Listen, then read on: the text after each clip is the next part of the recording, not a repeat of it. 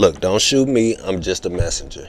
Now, most marriages don't fail because people stop loving each other. They fail because they stop understanding what marriage actually is.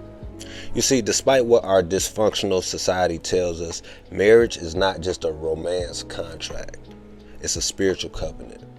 And until you see marriage the way heaven sees it, you will keep fighting what God designed to heal you.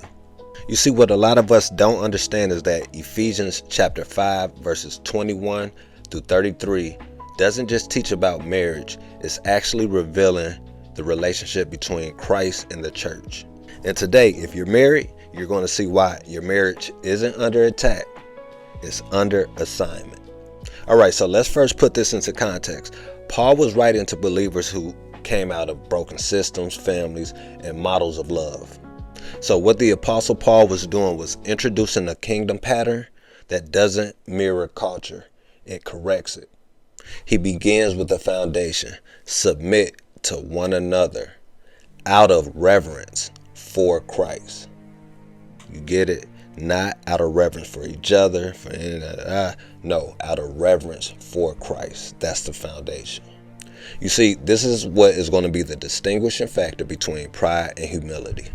You see, before roles, before leadership, and before responsibilities, God establishes mutual humility. Meaning marriage does not work because somebody is in charge. It works because both are surrendered to Christ and his authority. So since we're already talking about mutual humility, let's dive right into mutual submission. Now, to understand submission, we have to first understand it doesn't mean you are inferior. It means you're in alignment. And when you're in alignment, that's when heaven can flow through you. That's why I say submission is not about control. It's about covering. You see, when two people submit to Christ first, they stop fighting for position and start flowing in purpose. Now, let's talk about what mutual submission really means. Well, mutual submission is choosing humility and respect over pride and disrespect in your relationship, meaning putting the other needs before your own out of reverence for Christ. You see, this is not a weakness. It's a conscious alignment of God's will on how to treat people. For example, if a husband wants to start a family and the wife is hesitant, mutual submission doesn't mean one wins. No, not at all. What this means is that both of you guys need to pray, have deep discussions about it, seek God's wisdom together, and put God's plan first.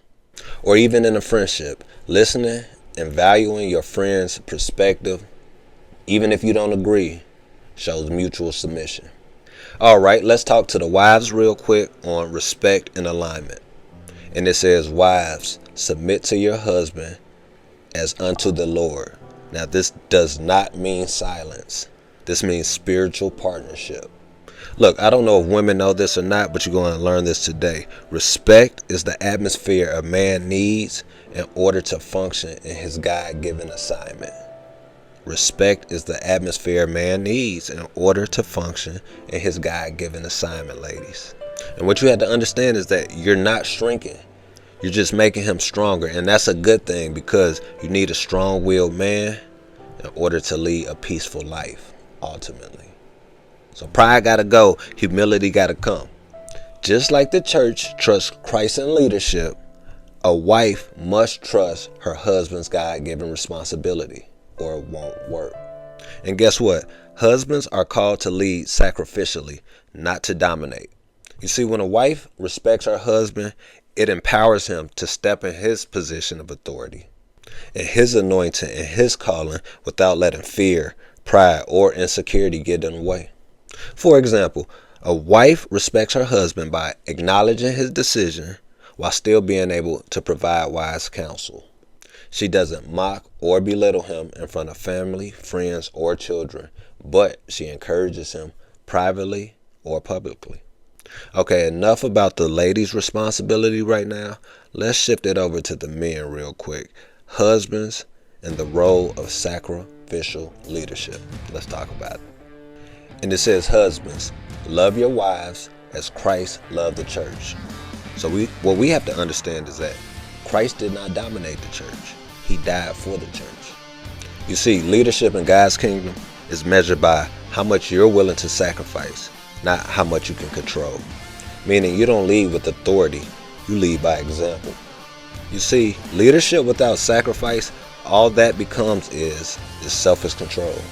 But leadership with sacrifice, it not only builds trust, it builds intimacy and spiritual strength. For example, cooking dinner for your spouse after a long day, even when you're tired, because you know it meets a need. Or choosing to pray and fast together for a breakthrough for your family, and putting your spiritual goals above comfort. A man's role is to cover, nourish, protect, pray for, and spiritually elevate his wife. Then it says, they shall become one flesh, meaning marriage is a spiritual merging.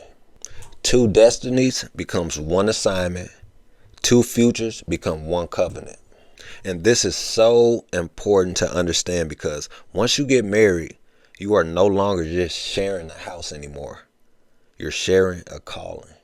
And this is why the enemy fights marriages so hard, because two unified believers are a spiritual weapon. All right, let's talk about the mystery being revealed. And it said, this is a great mystery, but I speak concerning Christ and the church. You see, marriage is a living sermon. Your home is supposed to preach Christ without any words. Meaning your marriage is meant to show sacrifice, forgiveness, covering, loyalty, unity, and power. Not perfection, but alignment. For example, two people can pray, two people can worship, and two people can fast. But when they walk in covenant unity, heaven releases multiplied authority. This is why isolation is easier for the enemy and unity is dangerous for the darkness. So what I want you to do is examine your marriage or your future marriage and ask yourself, are we submitting to Christ first? Are we fighting each other, or are we fighting the enemy together? And last but not least, are we aligned, or are we just coexisting? Because your marriage is not just personal, it's prophetic. I hope this message was helpful to at least one person. I will be back at you again tomorrow with another one. Until then, I need you to keep your head on a swivel. I need you to love yourself and only help who wants to be helped. I love y'all. I'm out.